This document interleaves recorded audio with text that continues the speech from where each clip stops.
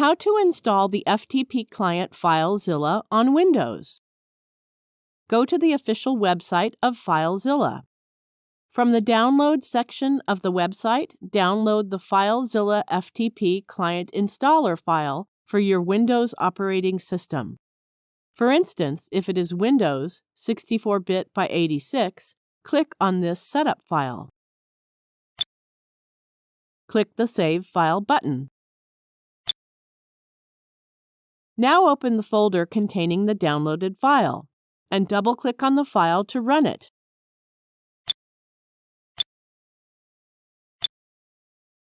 Click the I agree button and then click the Next button.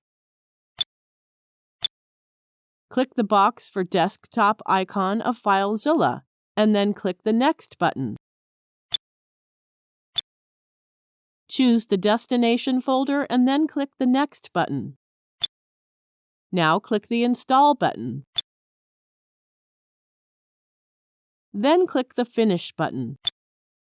That's it. We have successfully installed FTP client Filezilla on Windows.